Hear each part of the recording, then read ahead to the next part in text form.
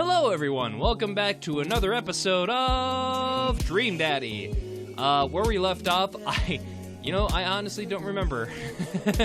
I believe we went out on a date with Robert, and we also went on a date on Brian. We almost got in trouble with Hugo's kid, I think what did I do last time? I don't remember, like, as a get-together. Oh, right. I went with Craig and Robert. I went with Craig to see Robert, to have a little get-together and eat some food of his, and Robert is a really good cook. That is really nice. So right now, I've came out from a date with Brian, and I want to preface this by saying that it has been 2 weeks since the last episode of Dream Daddy, and it honestly feels like it's been longer. It's like, oh man, I've done a whole bunch of other stuff. Like, I did 3 episodes in a row for a whole weekend, and I don't remember a lot of this. It just phases out of my memory, which is kind of the tricky part of, like, recording videos throughout the day. Stuff like that, and, like, you know, it's busy, it's tough, like, recording, trying to do different things, and trying experimenting right now. Like, I'm trying to experiment, not quite this much this coming weekend, but, like, I'm just kind of trying to figure some stuff out, and plus, I got some stuff that I'm working on with some people, but at some point, I'll probably explain it better, but I don't know if we're going to officially talk about it quite yet, so we'll get there when we get there. Anyway, I got to talk to myself right now, so, yeah. Gordy, listen, this is you from the past. Whoa, how'd this happen? I'd figure you're trying to reply to this because I know myself. But this is an automated message from you earlier this morning, when it was socially unacceptable to go out and buy ice cream. I forgot I did that. I forgot how I did that as well. The future is amazing. Listen, life is short, and ice cream should always be acceptable. But unfortunately, this isn't the society we live in. And it's less of the society we live in, and more me projecting my own anxiety about being judged onto others. But you know what I mean. By the time you're reading this, it is a certain time of day in which nobody will bat an eye at you for going out and buying ice cream.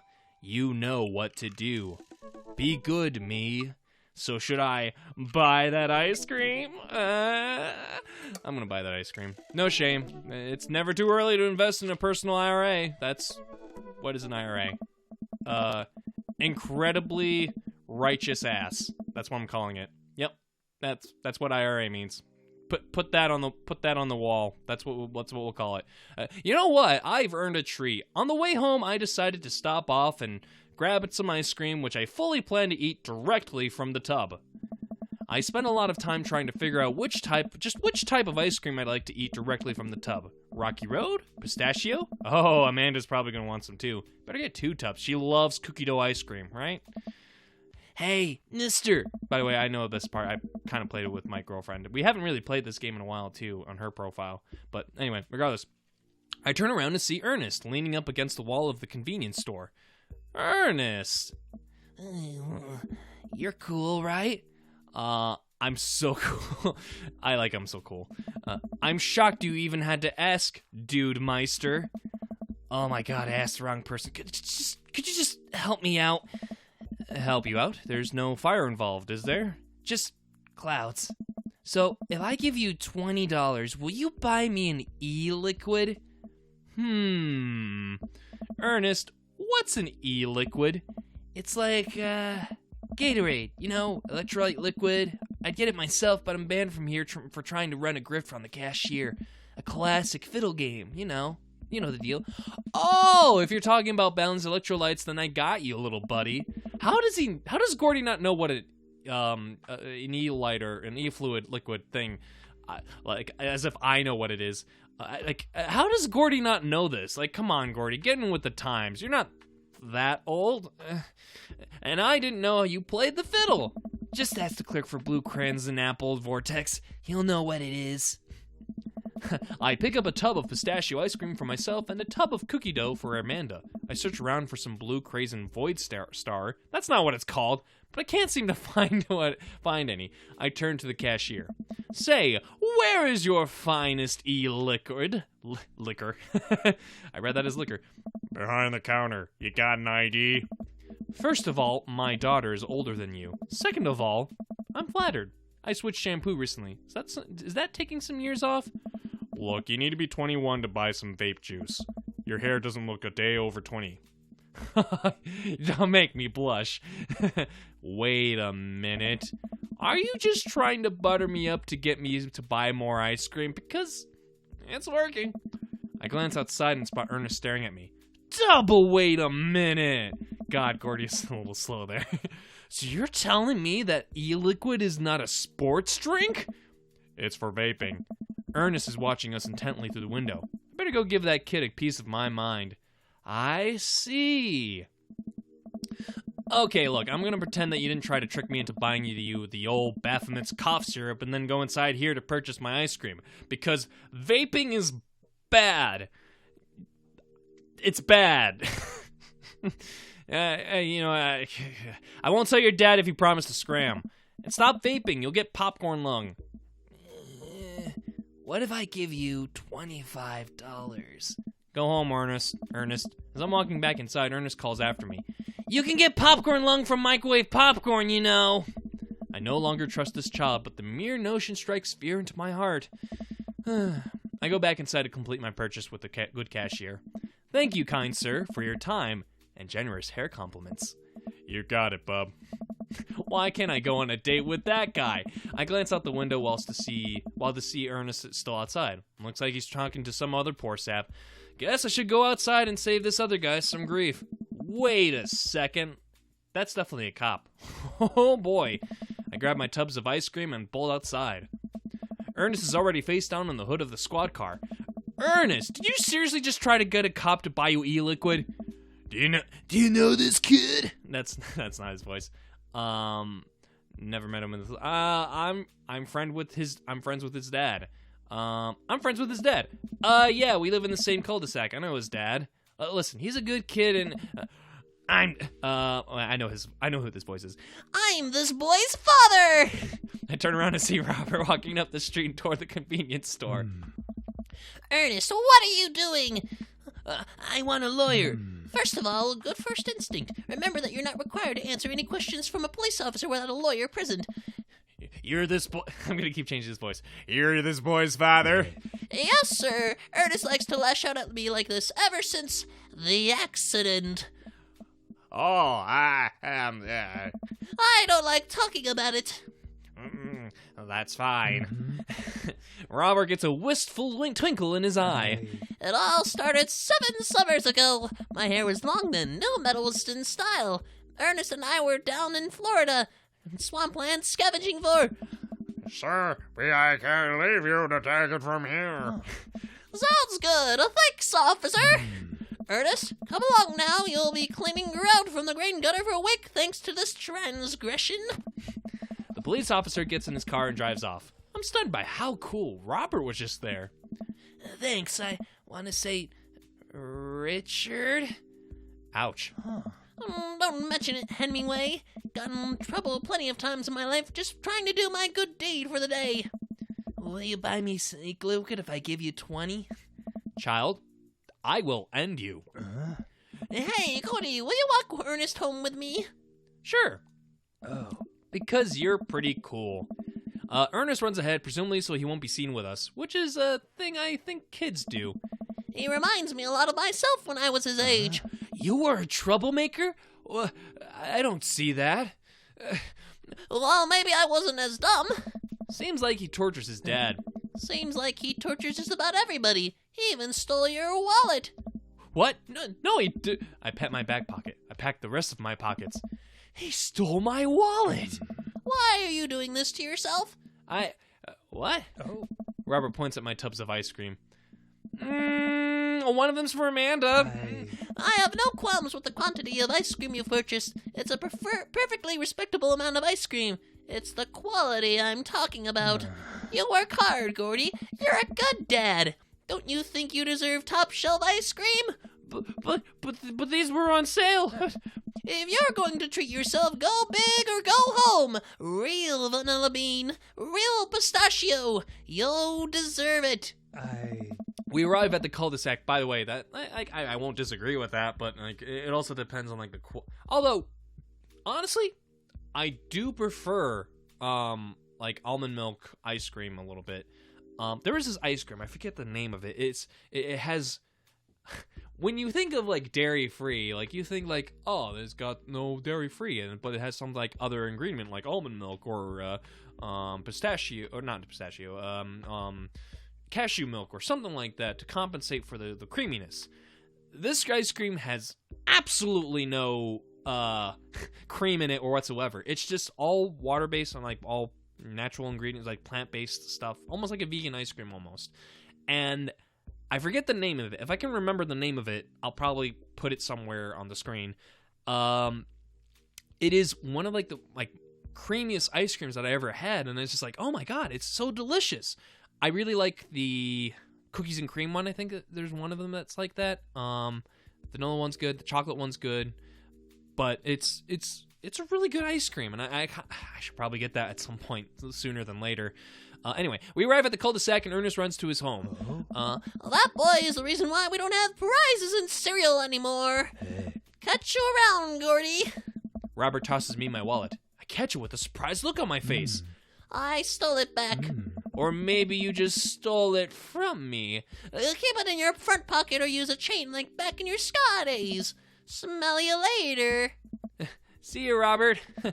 I go back inside my home ready to spend the rest of the night with 2 tubs of ice cream and also Amanda. All right. Well, that's a nice night. Got to meet Robert and take care of that business. Well, I'm going to be honest. I wanted to do another Damien one. And like I also want to like interact with Hugo, see how he's like. And I kind of know what Joseph is like, and it's like, he's okay. His kids are adorable, by the way, if you get over the creepy stuff of like how creepy his kids are. And honestly, I'm not too crazy about Craig, though it would be interesting to like interact with like him and his kids. But regardless, we'll get there when we get there, when that boat has finally sailed. And if you guys want me to like interact with Craig and go on a date with him and probably his kids, let me know in the comment section, or just let me know in general, because I'm open for anything. The conversation ended. Okay. So I want to go on a date with Damien again. So, how do you do? How do you do? What do you? I wanted to be a bad yada yada yada. We all know this. And I got 1 heart. What does this heart do? Nothing. Cool. Let's message him. Damien. He's not the same Damien from the Monopoly video I did earlier last week. I had a lot of fun hanging out with Damien the other day, besides breaking his gargoyle. We will never bring that up again. I wonder what he's up to. I open up Dad Book and start writing him a message when Amanda walks in the door. Dad, you got a letter. Oh, is it from Grandma? No, it's from Damien. Whoa, can I see it? Amanda hands me a piece of old parchment folded into an envelope and sealed with purple wax. Damn, the dude goes all out. I pry off the seal and unfold the letter. In the most beautiful calligraphy, the letter reads, Dearest Gordy, I hope you'll find my continued correspondence endearing rather than trying. One can only hope that the use of the slower, more traditional form of communication will showcase my sincere and earnest sentiment that I greatly enjoyed our time together. I wrote this hastily under the warm embrace of excitement, fearful that I may misstep and speak towards something unwelcome. For now, I hope that you might forgive my boldness. I will simply say that your company has greatly occupied my thoughts. While the afternoon may have been derailed by forces unforeseen, your companionship helped a great deal, not only in the discipline of my child, but in the morale of my spirit. And for that, I thank you. That said, Gordy, if you'll allow me, it would mean the world to me if I could enjoy more of your time.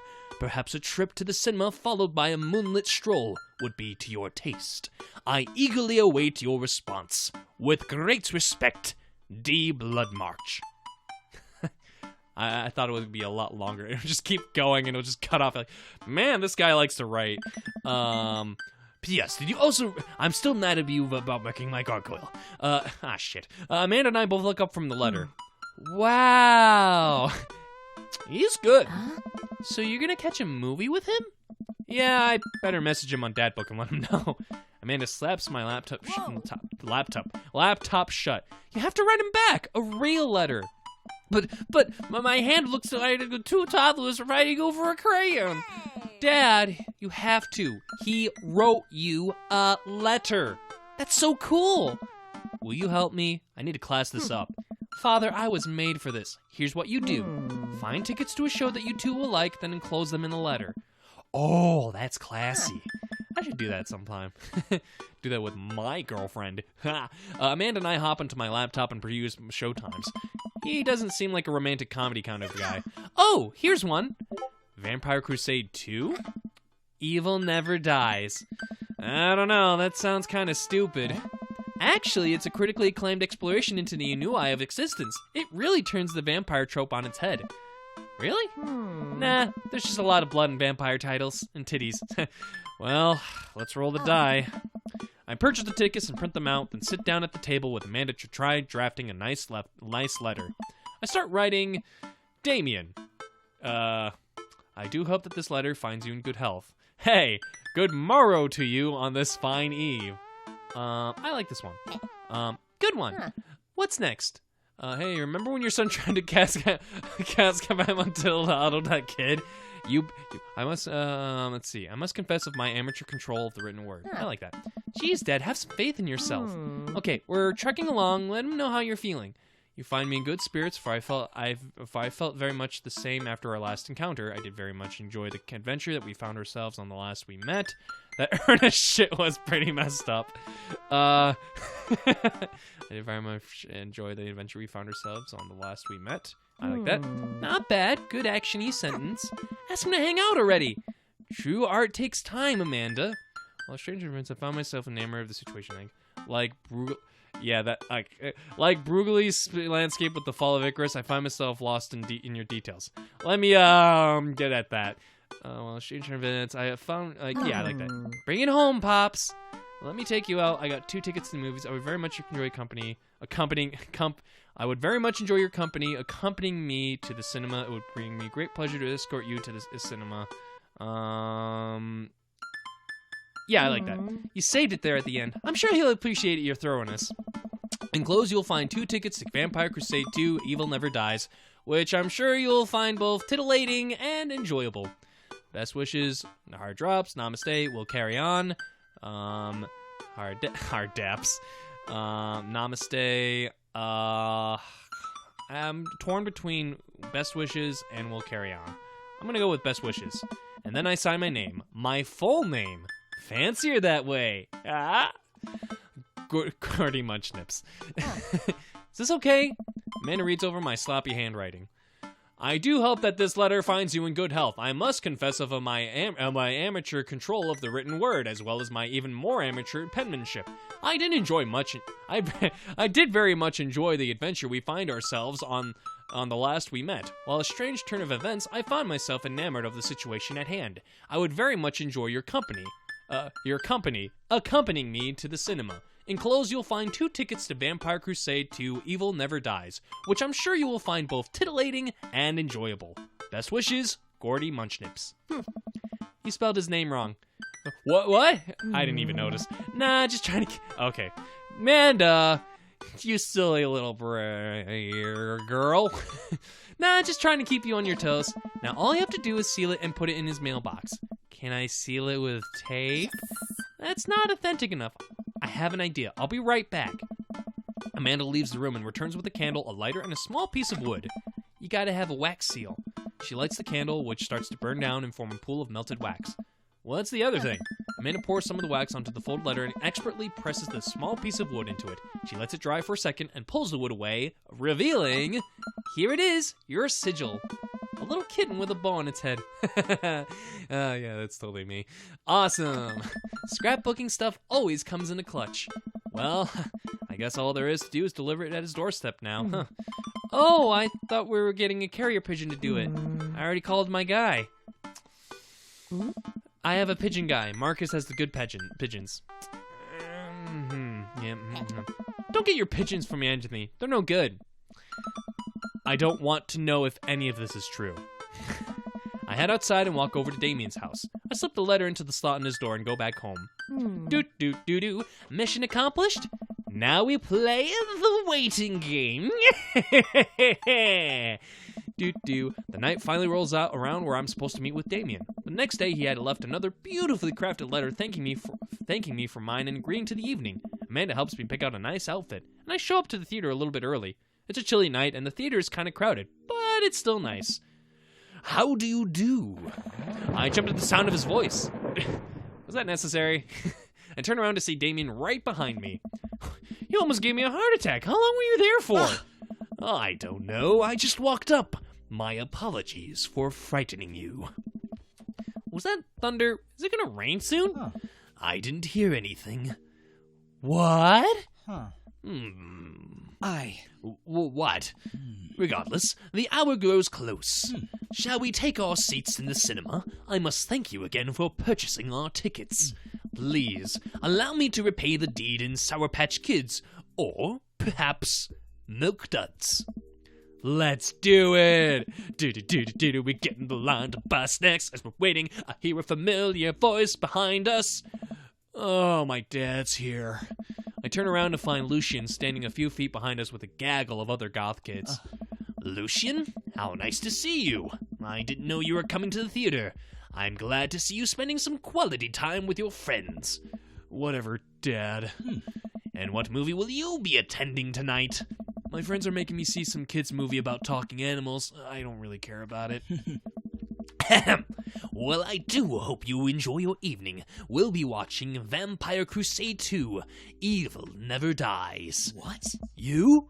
Watching that? Yeah, I thought Damien would enjoy it. Good luck with that one, Dad. Lucian rejoins his friends, and I look over to Damien. Good luck with what? It's nothing. My son loves to tease. We wait in line for a little longer, and Damien buys us some snacks. He seems a little nervous. I wonder what's wrong. Well, before we find out what's wrong, I am going to take a sip of water. Ha ha! High quality content from there. Hell yeah. Damien and I take our seats in Seattle and for previews. Glancing at him, I can see that he's sweating profusely and gripping his armrest.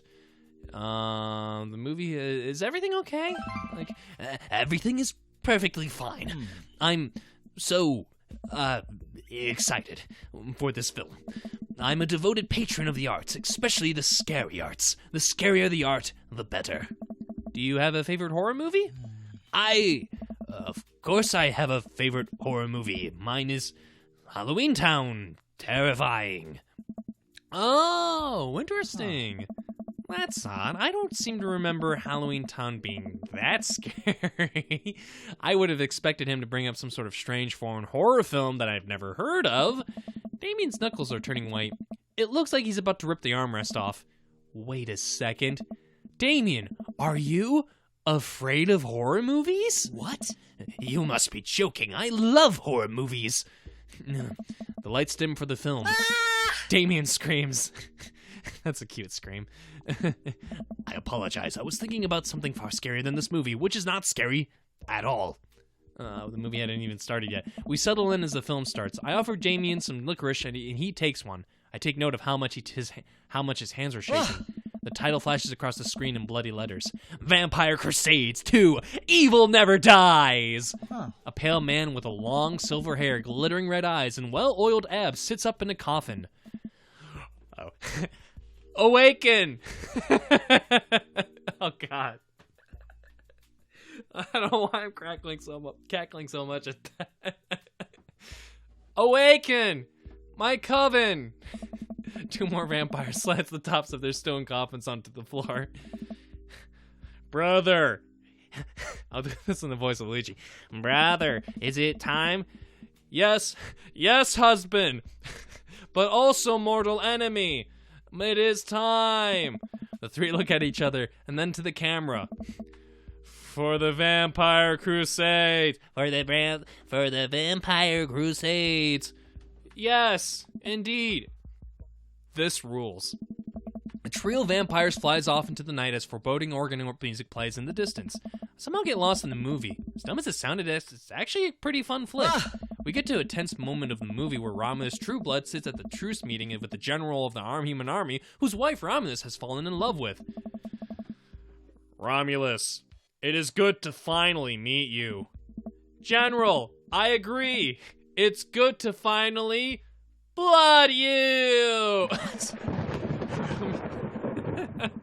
I like the idea. It's just a terribly acted movie, but still entertaining regardless. Romulus leaps out and slashes the general's throat. Blood splatters over everything, including the camera. Damien screams again, reflexively grasping my hand. I immediately blush, forgetting about any vampires of blood or vampiric blood. What? I'm terribly sorry. Damien retracts his hand and places it back in his lap. I was writing a novel in my head about blood magic and got into an extremely scary section. Damien goes back to quietly stressing out over the movie. It's kind of cute that he won't admit that he's afraid of it. I wish he would hold my hand again. Maybe I could do something to try and make him feel more comfortable. I got it. I'll do what all dads do best. Talk during the movie. Ask what's happening and tell a dad joke. I kind of want to tell a dad joke, honestly. Yeah, I'll tell a dad joke. Where does a dog go when it loses its tail? Hey, where does a dog go when it loses its tail? Where? To the retail store. I yelled that. To the retail store. I yelled that last bit a little too loud for a crowded movie theater, but I can see a smile form on Damien's face. Good one, Gordy. The rest of the movie goes by relatively smoothly, with only a few whimpers from Damien. Maybe he would have liked the romantic comedy better. We get to the final scene of the movie, where Romulus Badblood and the General's wife embrace each other in this crypt. It appears that the true Vampire Crusade was the Vampire Crusade in our hearts. Our cold, unbeating hearts. Romulus and the General's wife begin making out. Hard.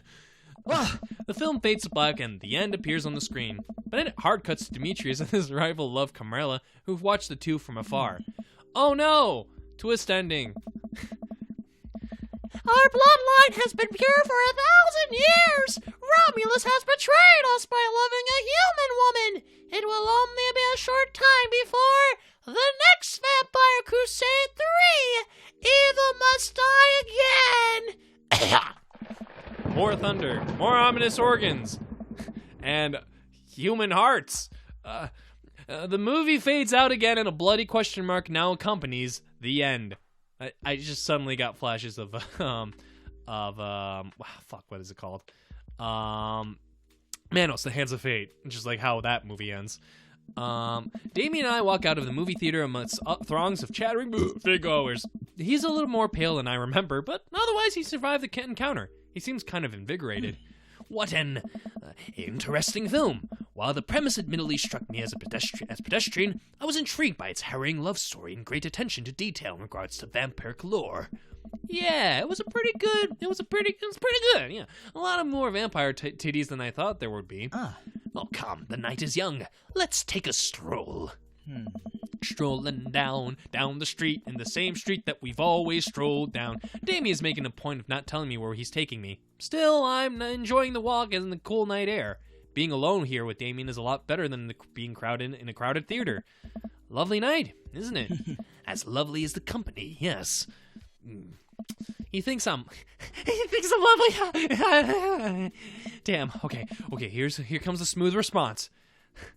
Thanks. Thanks. No problem.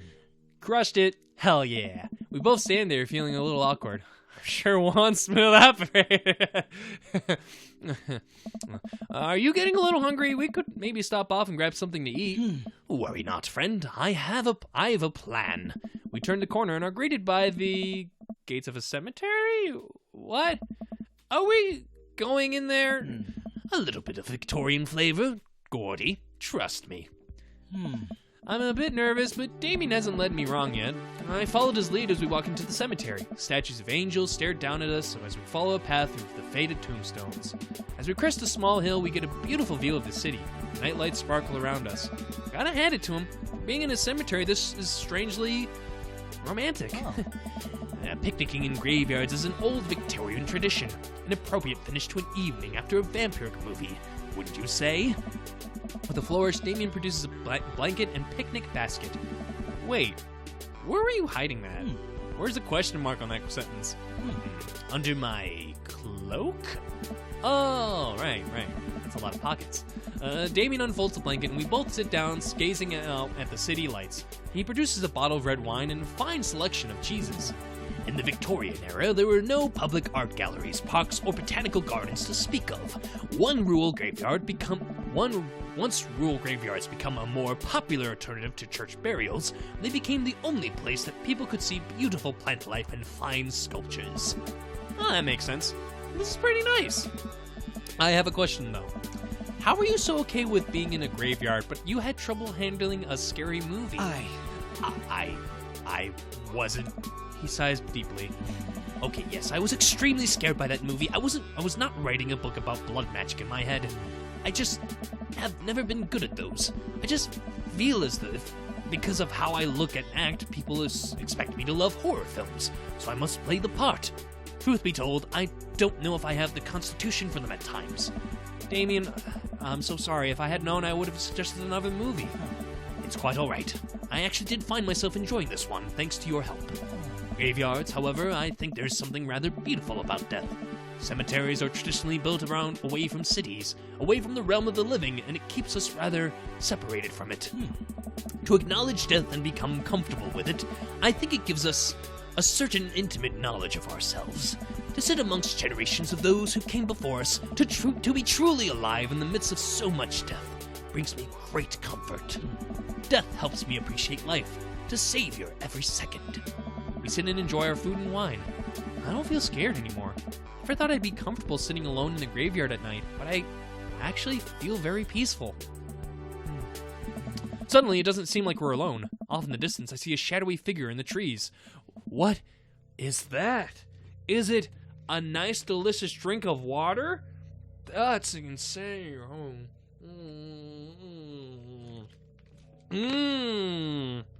So delicious. But what is it actually? I'm not sure. It noticed us. I'm paralyzed with fear as it begins lumbering slowly towards us. Its shape's taking a more animal form, more feral. I look to Damien for help, but he's just as afraid and transfixed as I am. I want to scream, but it's stuck in my throat. The creature's getting closer, moving faster. Woof. Bark. Oh. It's a dog. As it finally comes into the light, the friendliest, dumbest little Boston Terrier I've ever seen pulls its owner towards us. The dog trots over to Damien and sniffs at his hands. Damien looks ecstatic. He ruffles the dog's fur happily. What a beautiful dog. Hey. We both look up, not expecting to see... Oh, yeah, he did mention that he had a little dog. Hey, yeah. Oh, thanks!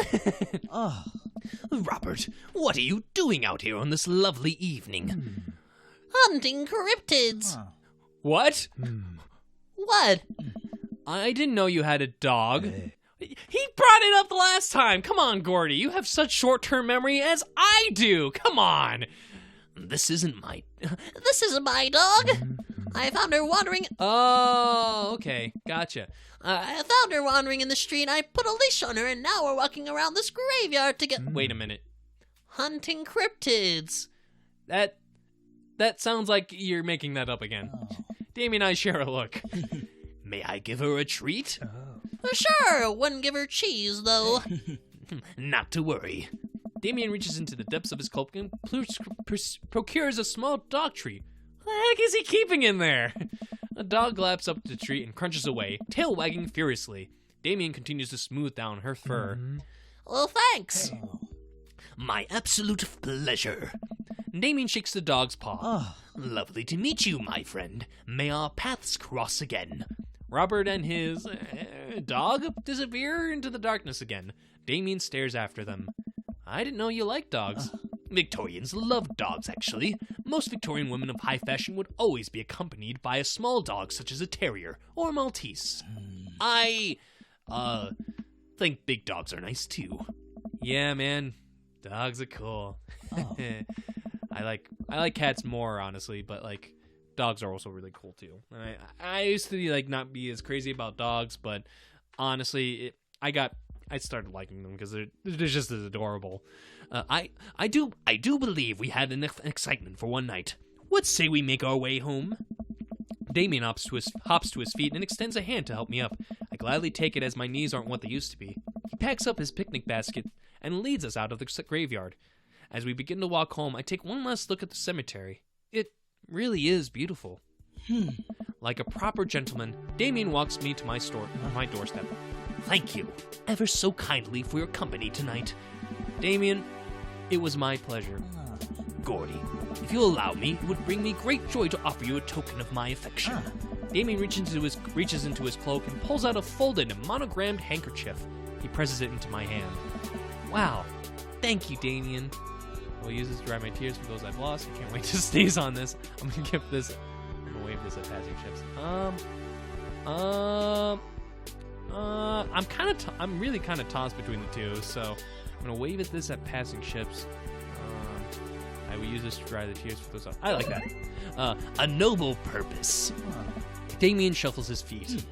I just wanted to say that it's rare to find someone like you, someone who's open to my eccentricities. It's nice to feel so accepted. Thank you. Damien gives my hand a quick squeeze. Ow! Damien blushes and hastily retracts his hand. I must take my leave. Good night. Before I can say anything else, he's gone. I unlock the door and step inside. Like a whirlwind, Amanda runs from the window and plops down on the couch, trying to look nonchalant. Hey, Dad, what's up? Were you watching me from the window? No, I was just, okay, yeah, how was the movie? Lots of vampire titties. Yeah. Told you. But as it turns out, Damien is scared. Wait, Amanda doesn't need to know that. I'll keep it between me and Damien. Scary cool. Yeah, he's so cool, it's scary. Nice save, Gordy. Self high five. Hell yeah. Did you know that graveyards used to be a place to throw parties? I think I'm misremembering that.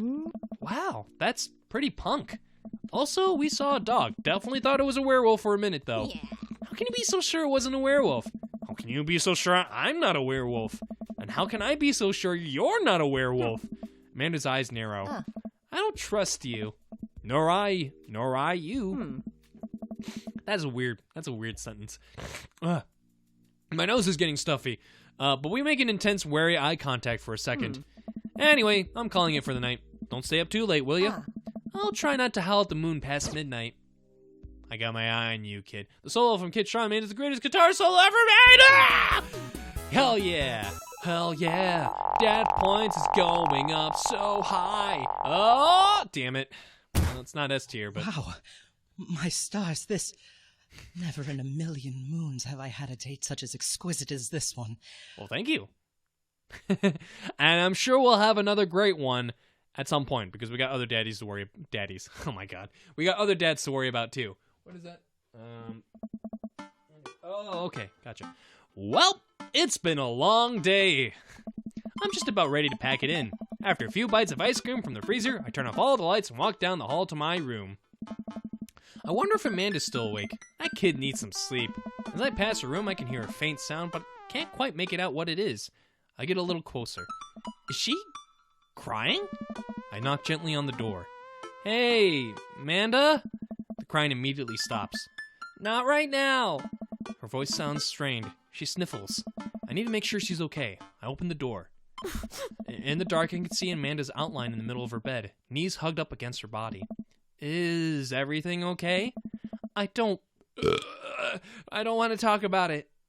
Did something happen? I gotta know. I really gotta know. Did something happen? No, nothing happened. Go away! Something must have happened. Yep, something definitely happened. Amanda, get out! Okay, Okay. I quickly leave her room and shut the door behind me. Once the door closes, I can hear her crying again. Wow. What has her so upset? She seemed fine earlier. She's usually so open with me. Did I do something wrong? Is she mad at me? I guess if she wasn't before, she definitely is now. I can't even remember the last time she snapped at me like that. I have a hard time falling asleep, but when I finally do, I'm still thinking about Amanda. After a long night of very little sleep, I roll out of bed and make myself a pot of coffee. Amanda should be up for school soon. Maybe she'll be willing to talk about whatever's bothering her. About 10 minutes before she's supposed to leave, Amanda comes out of her room and makes a beeline for the freezer. Morning, Amanda. Morning. She drops a frozen waffle in the toaster and slams the freezer door. She won't look at me. Yikes. So, anything big going on at school today? No. Okay. Do you need a ride to school? No. Want some coffee? Amanda pulls the toaster lever up and takes her still freezer-burned waffle out before it's finished cooking. I have to go. Amanda picks up her bag and storms out. Ooh, okay. I haven't seen her act like this in a long time. It's usually short-lived, but it always hurts. Hopefully this blows over and things are back to normal soon. I sit back at the kitchen table and look at a picture of Amanda and I hanging on a wall. In it, I'm teaching her how to ride a bike. Her face is a mixture of excitement and pure, unadulterated fear. I remember how determined she was. Every time she would fall off and scrape her knees, she would get up and try it again. Finally, I had to stop her because she was bleeding everywhere. Then she started to cry because she didn't think she needed bandages and wanted to keep trying. As I put the bike away, she just stood in the middle of the street and screamed. When I took her in for ice cream, it was like nothing even happened. After giving it a bit of thought, I decided that if I force her to talk about it, I'm only going to make things worse. But I have an idea. I started rummaging around for ingredients. I hear Amanda walk in the door. Instead of heading for the kitchen like she usually does, she makes a beeline to her room. She's clearly trying to avoid me. Hey, Pumpkin? What? Can you come over here for a sec? There's a moment of silence. Yeah. I wanted to say sorry about last night. I'm just worried about you, kiddo. I got scared when I know something's wrong, and I get even more scared when I feel like I can't do anything about it. Dad, So just whatever it is, and you don't have to tell me if you don't want to, but whatever it is, just know that you have a dad in your corner who wants you to be happy. Honey, you know I'm bad with words, so I was hoping I could speak a language we both understand. Pull out a cake out of the refrigerator door and place it on the table. Hopefully, the frosting has set by now.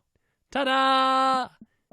Dad, it took me a really long time because I ran out of red frosting somewhere around sad and had to start over, and this is beautiful. Sorry, I say. So I support you 100%. Yeah, it's strawberry. Amanda gives me a big ol' hug. I grab some plates and forks. There's only one fork for one of us. We gotta fight for it. And serve us up some delicious cake. So, it's really stupid. What is? This whole thing. I know I've been really weird lately, and I don't even know how to explain it. I feel like I might have to make you a chart. I'm listening. Do you want me to take notes? I guess I should start from the top.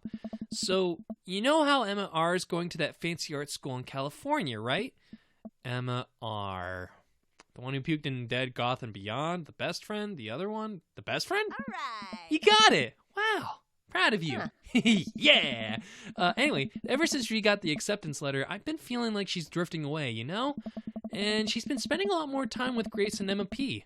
I just thought it was all in my head for a while, but then I found out from Rosie M that both of the Emmas, Grace and Noah's, all went to the party at Mackenzie F's on the same night. They all told me they were busy studying for the Calc AB final. Yikes. So, another important piece of information is, God, this is embarrassing. I have a crush on Noah, and, that's the thing. What? Whoa. I had no idea. I definitely did not know that. Okay, you're a bad liar. So are you! I learned from the worst. Anyway, so the only person I told about the crush was Emma R, and she promised not to tell anybody. I didn't confront them about the party thing because I didn't want to start drama, so I just kept quiet and kept going about my business. Amanda sighs. And then one day I invite everybody out to get nachos at the mall, and after not texting me back for like 2 hours, even though none of them ever put their phones down for more than 60 seconds, they all say like they're busy, and like simultaneously. So I tell them, never mind, I'll just eat nachos at home, right? But we were out of chips, and I really wanted those nachos. Totally understandable. Been there, done that a bunch of times. In fact, I might do that maybe later tonight, to be honest. So I go to the mall anyway, I get to the food court, and who do I see there but Grace, Emma P, Emma R, and Noah, all hanging out together and eating nachos without me. What? It gets better. I'm standing there by the escalators watching them, and I realize that Noah has his arm around Emma R, which is kind of weird, right? But then they kiss. Oh, no. Yes, I know. So I storm over there, and I'm like, hey! And Grace drops a nacho on her shirt because of course she does, and Emma R just like glares at me. Grace. Nothing's coming up. I don't know who that is. Grace is the boring one? Gossipy one? Did she poop the bed too? Gossipy one? I know! Wow, I got that one right too. Grace is the one that nobody really likes. Or I guess that's me now. But anyway, nobody will say anything, and I'm just like, you guys suck, which I realize is not the most eloquent thing to say, but I was very angry and really embarrassed, and I just wanted to get out of there. So I left without nachos, might I add, which only further contributed to this shitty day, and immediately drafted a long, super long text to the group chat asking them why they've been so weird. And I wrote another one to Emma R asking how long the Noah thing's been going on, and sorry, I know that's a lot. You're still following? I have no idea what's happening. I'm a little confused, but I think I understand. What did Emma R say? Ooh, okay, get a load of this. Emma R says, you know what, let me just read it to you. Amanda pulls out her phone and reads, word for word, an arduously long string of text messages. Can you believe that? I cannot believe that. I cannot believe that. I care so much about Amanda's social life and mental well-being, but man, do I not understand what she's talking about. This is all beyond me, but I'm trying my hardest to be supportive. They were dating in secret like months. So I told her that she's been being a really terrible friend, and she's like, well, if you think if I'm so terrible, then just stop being my friend. And I was like, okay. And then she just left me on red. And then, wait, left me on red? I'm so incredibly not tech savvy. What's that? She saw my message and didn't reply, and I know because there are red receipts. I have no idea what that all means, but I'm just gonna nod and pretend I understand. Gotcha. So while this is happening, I'm talking to Emma P about how mad I am because she's at least being kind of reasonable, and I'm venting to her about how pissed I am about everybody and stuff. And then out of nowhere, Noah texts me and is like, how can you say that about me? And I'm like, say what about you? And he tells me that Emma P sent screenshots of everything I told her to the group chat that I got kicked out of. Alright, I think you lost me at screenshots, but that definitely sounds bad. There's so much more, but honestly, it's just all stupid, really stupid teenager stuff. Bottom line is that everybody dropped me, half of my grade hates me, and now I have no friends. Amanda, I'm so sorry. I almost expected it from everybody else, but Emma R's been there since Dad died, and I can't believe she would just stab me in the back like that. I'm not even that mad that she's dating Noah. I'm upset that she lied to me about it for so long. Amanda stabs at the remnants of her cake. Okay, I take it back. I'm kind of mad she's dating Noah. Like, what did I do wrong? Why did everyone just suddenly decide I'm not cool anymore? Why wasn't I enough? I don't understand. As mad as I am at everybody, like, I miss them, Dad. Amanda looks so dejected, I almost can't take it. What could I possibly say to help? Anyways, that's it. That's the whole sordid tale. Thanks for listening. Tune in next week for more hot gossip. Wow. I know it's pretty dumb. It's not dumb. It's a stupid thing to be upset up over. Amanda, your feelings are real. don't ever be mad at yourself for having feelings. I guess. Unless you secretly been a robot who's been approximating human feelings this whole time? Dad, if I was a robot, I would have transformed into a monster truck a long, long time ago. But, seriously, I know you probably don't want advice, but I feel like it's my duty as a dad to bestow upon you a few nuggets of fatherly wisdom. Not all friendships last forever. High school sucks. To be honest, I'm kind of torn between both. Let's see. Not all friendships last forever. Real friends don't do that. What do I want to do?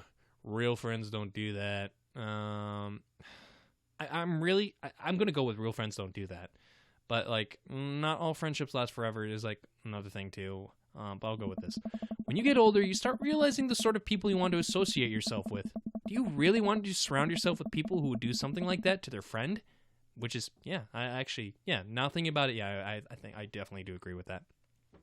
It takes a lot of work to find and maintain meaningful relationships. It took me a long time to figure that out myself, and I wish I learned that sooner. I mean, how else would I met your dad? If the other person isn't putting the effort in to show you how much they care, it's not worth it. You're not beholding them to being their friend. Ultimately, I think this is more about their character than it does about yours, because you're amazing. And if they can't see that, well, that's their problem.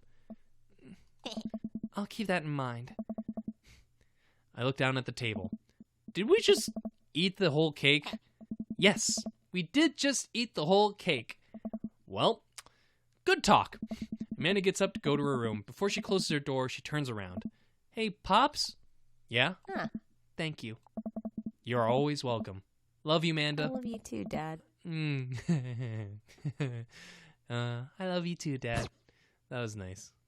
That's nice when they throw in a little bit extra, like, voice acting stuff. Welcome. So, You've got all dads. right, you got dads. Oh boy, that looks like Amazon. How much time? Okay, we're gonna do this one part because I know it's not gonna take too long.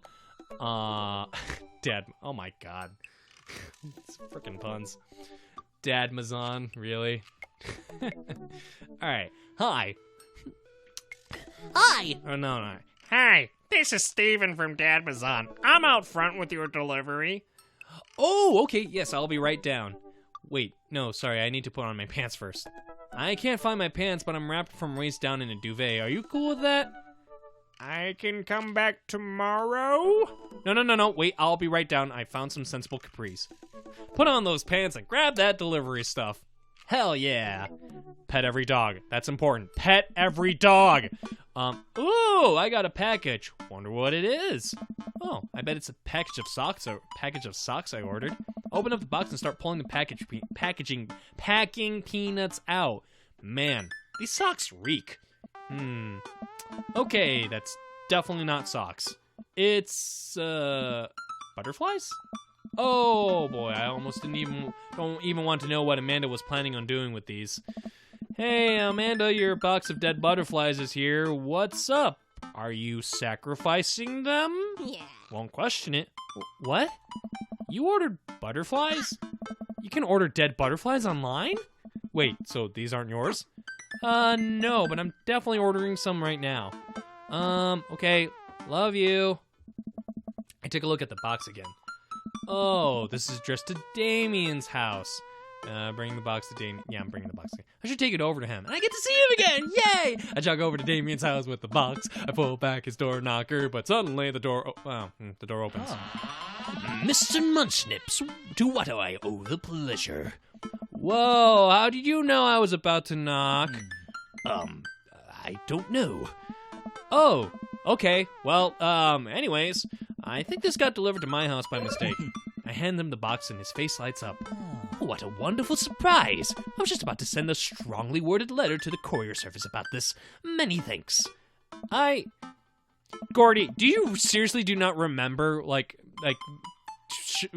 Damien showing you around their house, showing around his house, excuse me, and they're clearly displayed the butterflies, how you even pointed them out, what is wrong with you, Gordy? Come on. I'm not surprised, but what are you gonna do with those butterflies? Would you like to see? Alarm bells ringing in my head. This is how you die, Gordy Munchnips. Sure. Damien leads me into a study where it's clearly there. Like, it's right there. Like, where he set up some sort of workstation above his desk as a wall of pinned butterflies, moths, and beetles that you clearly pointed out last time.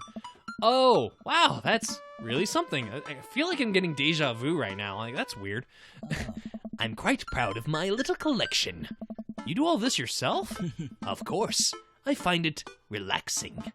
How do you... It's simple. Here, let me show you. These aren't ready yet. Quite yet. They'll need to be rehydrated overnight so they're easier to work with. I have some over here that are ready to pin. Damien takes a seat at his desk while I hover behind him. He picks up a little triangular paper package and snips off the edges. He pulls out an all-black butterfly and shows it to me. I'm rather excited about this one. It's a turquoise swallowtail. He gently opens the wings, spreading the butterfly out on the table. The backs of the wings are a gorgeous, iridescent green color. Oh, and the pigment on this one is so nice too. Anyways, pinning a butterfly is actually very simple. It just requires a delicate touch. First, I'll put a pin through the thorax.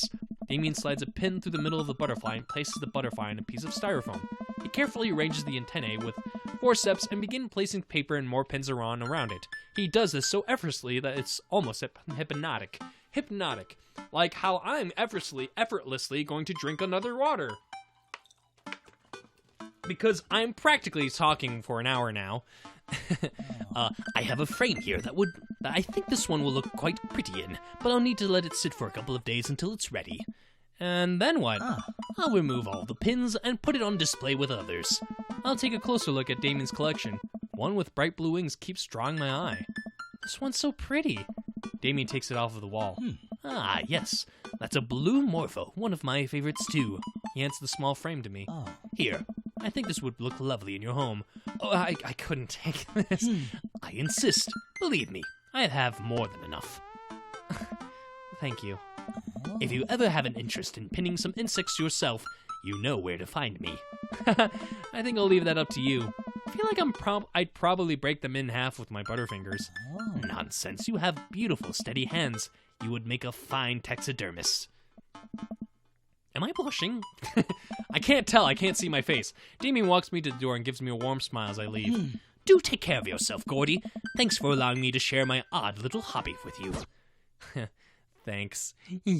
I get to see Damien again. You've got dads. All right, so this is where I'm going to stop off. Probably next time I'm going to go on 2 dates with 2 other people. I like to go on another date with Matt, but I'd also like to go on a date with Hugo. Probably the next time. So that is the episode. Thank you once again for watching this video. If you like this video, hit the like button. If you want to see more content, go to my page, or go to my channel, hit the subscribe button. I play a whole bunch of other games, including Coffee Talk, Inside, Monopoly, and I'm definitely going to play more games, like in game demos and all like that kind of stuff. There's a playlist of all the games I played so far, including game demos and such. A playlist of all the videos I played. There is also a Twitter page. I have a Twitter account at a raw battleship. Yes, quite literally a raw battleship. I also have a Facebook page, which is also at a raw battleship Facebook page. And all this stuff you can find in the description below. So thank you once again, and I hope you find the daddy. I'm just gonna screw that up. I hope you find the daddy of your dreams. Bye!